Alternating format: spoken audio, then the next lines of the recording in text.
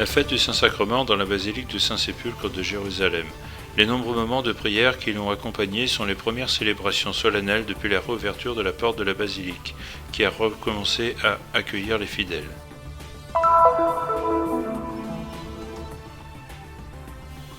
La pandémie du coronavirus n'a pas épargné Jéricho ainsi que toute la Terre Sainte. Le tourisme et aussi l'économie de la ville sont paralysés. Les chrétiens de cette ville de Palestine, la plus ancienne du monde, se sont retrouvés ensemble pour prier afin d'éloigner les effets de la pandémie et revenir au plus vite à la normale.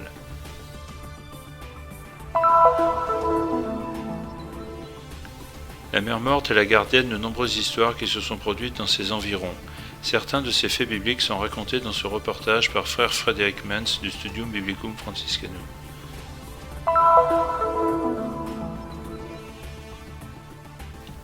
Frère Giorgio Vigna, franciscain de la custodie de Terre Sainte, retrace l'histoire d'une ancienne prière remontant au IIIe siècle, qui était récitée en des temps difficiles par les chrétiens et à laquelle encore aujourd'hui des peuples de différentes langues et origines recourent pour invoquer l'intercession de Marie.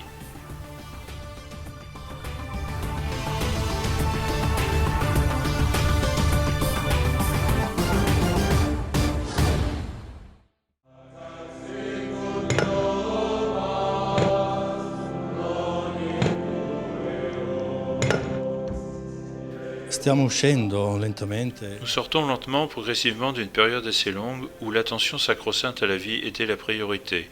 Maintenant, nous devons revenir à un certain équilibre, en gardant à l'esprit que nous ne sommes pas faits seulement de vie biologique, mais aussi d'affection, de relations, d'amour. Tout cela fait partie de la vie et l'Eucharistie est aussi cela.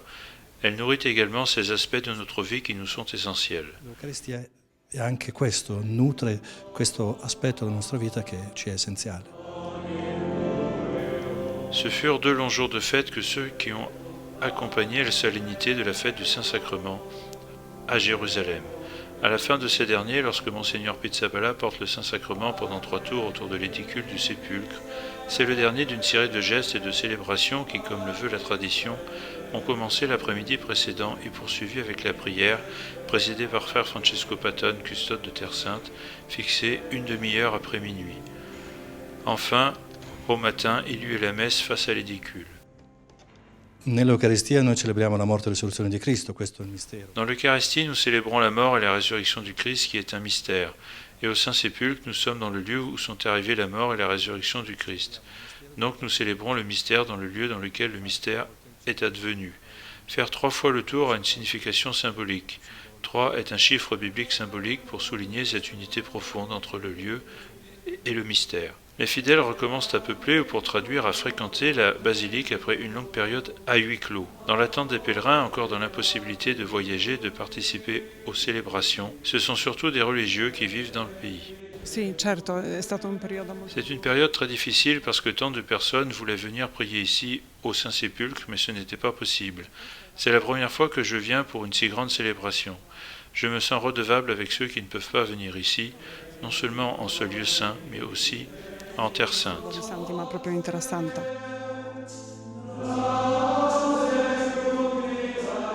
En cette fête particulière du Saint-Sacrement, pouvoir de nouveau rencontrer un nombre important de personnes est une bonne nouvelle pour la communauté franciscaine du Sépulcre qui, comme elle l'a fait pendant des siècles, a continué pendant le confinement à vivre à l'intérieur de la basilique. Sono stati praticamente 3 mesi in cui le persone che riuscivano ad entrare erano pochissime e pian piano vedere sia i nostri confrati. Cela fait 3 mois que les gens qui réussissaient à entrer étaient très rares et voir tout doucement nos confrères, les séminaristes, les religieux, nos paroissiens réjouis.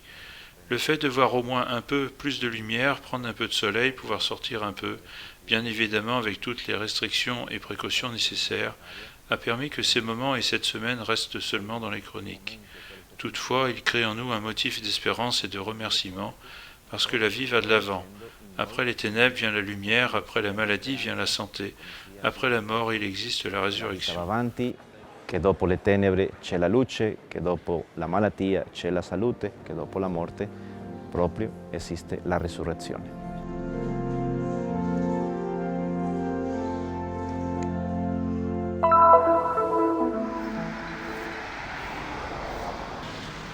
En Terre Sainte, le secteur touristique est complètement paralysé en raison des restrictions imposées ces derniers mois face au coronavirus.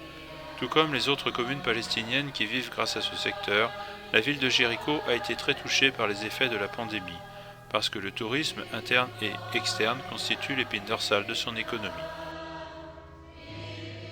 في أريحة تضررت لأنه بسبب الإغلاق التام بسبب كورونا والفرض الإغلاق على كل المدن. Depuis qu'a été imposée la fermeture totale dans toute la ville, Jéricho a été durablement touché. Personne ne l'a visité depuis des mois. En ville, la majeure partie du revenu des personnes est liée au tourisme, mais hôtels, guides touristiques, transports, agences de voyage sont à l'arrêt. Les pèlerins ont peur de venir ici et en général de visiter la Terre Sainte.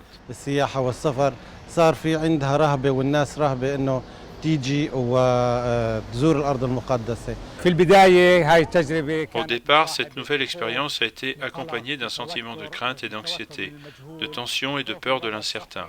Tout le monde avait peur pour son propre état de santé, pour le risque de contamination et de tomber malade.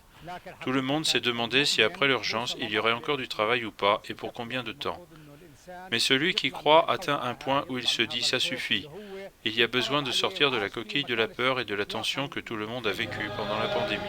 À Jéricho, la plus ancienne ville du monde, vivent 500 chrétiens. Pendant le confinement, ils ont tous ouvert les portes de leur maison aux prêtres et aux sœurs de la ville et ont prié avec eux. Frère Mario Acchiti, curé latin de Jéricho, dit que parmi les fidèles, il a trouvé un grand désir de se rapprocher du sacrement de l'Eucharistie.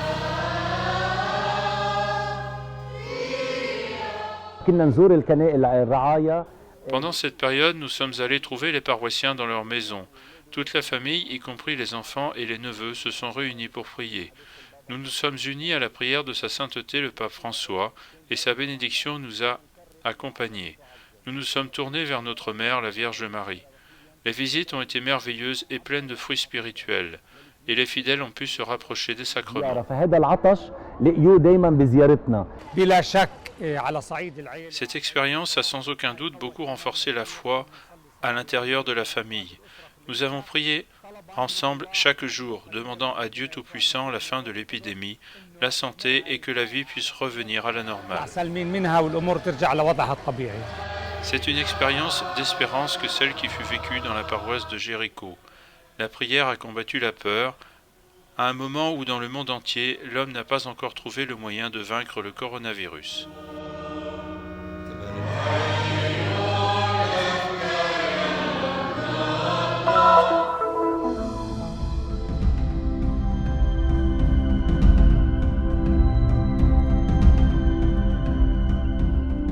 Au milieu du désert de Judée, en Israël, se trouve un immense lac à haute concentration en sel. C'est la mer Morte. Située à environ 400 mètres sous le niveau de la mer, elle est le point le plus bas de la planète.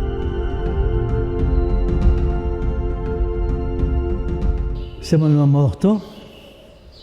Il termine non compare nella Bibbia.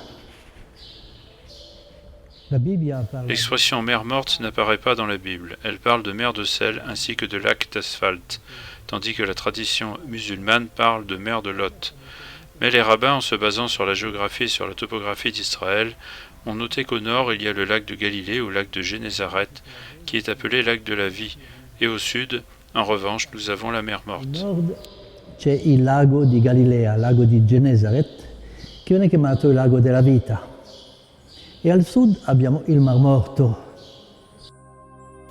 Malgré le nom, Morte, ce sont de nombreux épisodes narrés dans la Bible qui se sont déroulés dans cette région.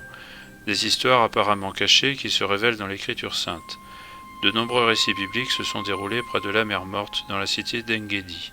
La città di Ein-Gedi, che vuol dire la fonte. Engedi signifie source de la chèvre, et nous avons deux textes importants qui en parlent.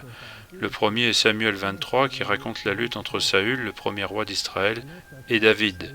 Saül avait été choisi comme premier roi mais a déplu à Dieu. C'est pourquoi Dieu demanda à Samuel de donner l'onction au roi David à Bethléem. Ainsi, dans le premier livre de Samuel 23, il y avait deux rois d'Israël, et ils se sont fait la guerre l'un l'autre. Puis nous avons le psaume 63 qui parle du moment où David s'est caché dans le désert d'Engedi. E nel primo capitolo primo libro di Samuele 23.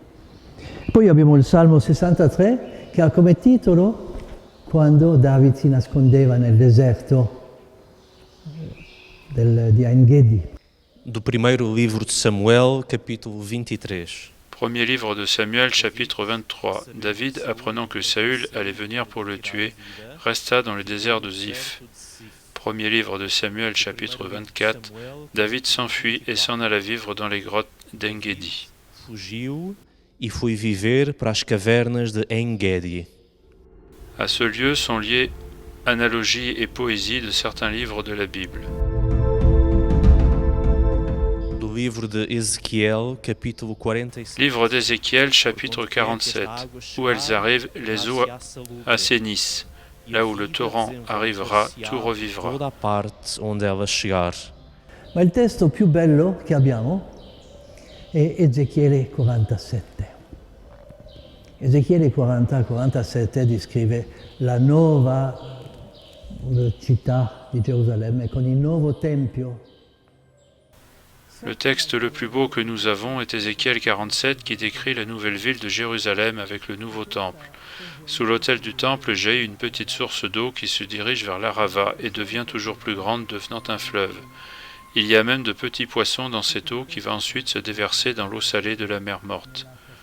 Le Cantique des Cantiques, qui est attribué à Salomon dans la tradition au chapitre 1-4, rappelle qu'il y avait des vignes à l'époque de Salomon, les vignes d'En-Gedi qui étaient très célèbres à cette époque. Et puis le livre du Siracide 24-13 parle de la sagesse.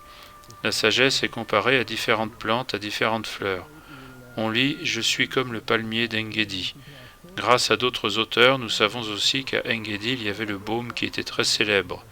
Et puis au sud, nous avons les villes de Sodome et de La Gomorre. palma di Ein-Gedi, la palma che era famosissima. E anche sappiamo da altri autori che a Ein-Gedi c'era il balsamo, che era famosissimo. E abbiamo poi al sud la città di Sodoma, di Gomorra. Outre En-Gedi, d'autres lieux dans les environs de la mer Morte conservent des histoires bibliques. In Giordania, dall'altra parte del lago, abbiamo due En Jordanie, de l'autre côté du lac, nous avons deux lieux très importants. Macéronte, lieu du martyre de Jean-Baptiste, et le mont Nebo, où est mort Moïse. C'est pour cela que nous pouvons dire que la Terre Sainte se poursuit également en Jordanie. in Giordania. Autour des eaux denses, il y a une richesse biblique, des histoires révélées par l'Écriture sainte et conservées dans le temps et par la mer.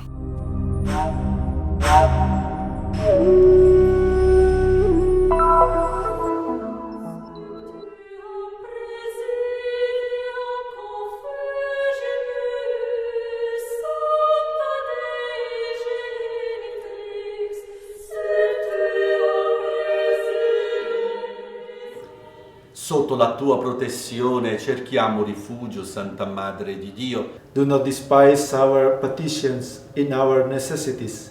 Antes bien, líbranos de todos los peligros. O glorious and blessed Virgin. Amen.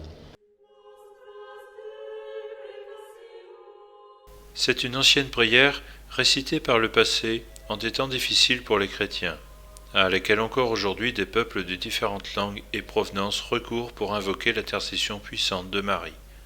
Questa preghiera che noi conosciamo in italiano o anche in altre lingue Cette prière que nous connaissons en italien et dans d'autres langues est en réalité une traduction d'une ancienne prière latine qui remonte à 800-900, donc au Moyen-Âge.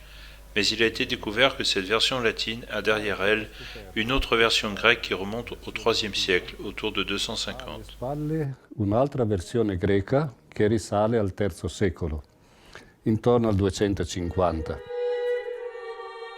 En Égypte, il a été retrouvé un fragment de papyrus remontant au IIIe siècle, avec cette prière récitée dans le passé par des chrétiens, objets de persécution. A metà del III Au secolo, milieu du IIIe siècle, en 250-260, il y a eu un acte de persécution terrible contre les chrétiens dû à l'empereur Dès. Et cette persécution avait touché un peu tout l'Empire, mais surtout la partie nord de l'Afrique et en particulier l'Égypte. Les chrétiens étaient soumis à une persécution systématique et étudiée. Dans ce contexte social, politique et ecclésial, la conscience du peuple chrétien avait pensé qu'il était bien de s'adresser à Marie, à la miséricorde de Marie. in quel contesto politico, in quel contesto ecclesiale, come posso dire, la coscienza del popolo cristiano aveva pensato bene di rivolgersi a Maria, alla misericordia di Maria. La prière rappelle en soi un dogme marial. En fait, Marie est invoquée par les gens avec le titre de Théotokos, qui signifie en grec « Mère de Dieu ». Santa Madre di Dio. Questa espressione noi la incontriamo già appunto in questa preghiera antica. Sainte Mère de Dieu, cette expression nous la rencontrons justement déjà dans cette ancienne prière du IIIe siècle. Et ce qui est très beau est que cette prière ne vient pas de la liturgie, mais de la conscience du peuple, de l'usage du peuple. Puis, plus tard, elle est entrée dans la liturgie.